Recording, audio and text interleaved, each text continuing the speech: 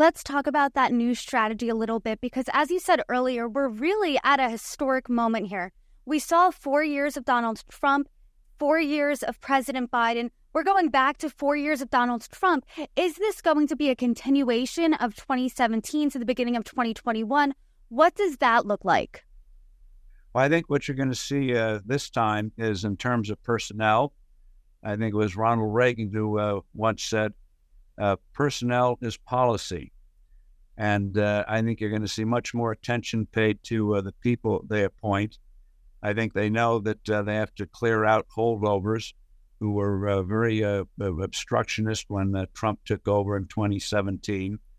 So I think the experience of the first term, you'll see a much different, more informed procedure going forward in terms of how you get your hands around this government that is mostly very hostile to a lot of the policies that the new administration is going to pursue, particularly on the regulatory side. So there's going to be a lot of internal bureaucratic fights.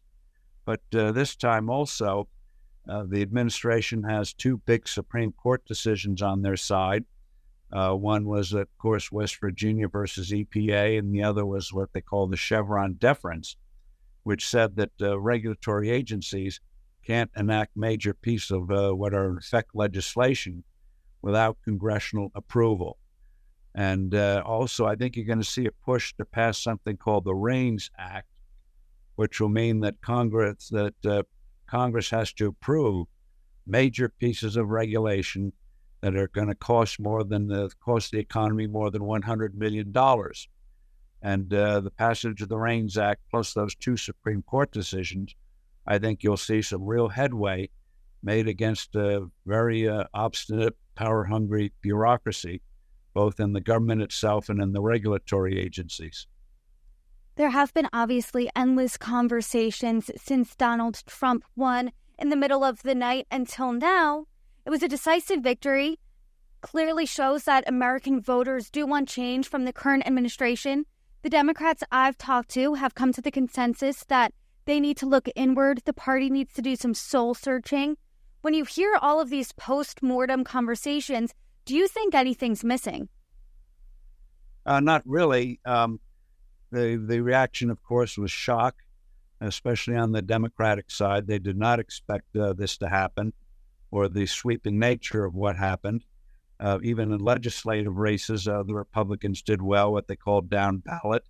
And some of the initiatives that the far left of the party had pursued, like this thing called ranked choice voting, where you just don't vote for somebody, you also rank the others. And so you've had cases where somebody wins the election but ends up being defeated because of the way ranked choice is working. Maine has it, San Francisco has it, New York City has it, Alaska has it, and various variations of what they call ranked choice was on the ballots of 5 different states. And in every one of those states, it was resoundingly defeated. So people don't want some of the crazy things on the culture side. They don't want the electoral system tampered with. And what I think helps Trump in these battles ahead is that he won the popular vote. And it looks like he might even win a majority of the popular vote, not just a plurality, but a majority, which he clearly did not do in the previous 2 elections.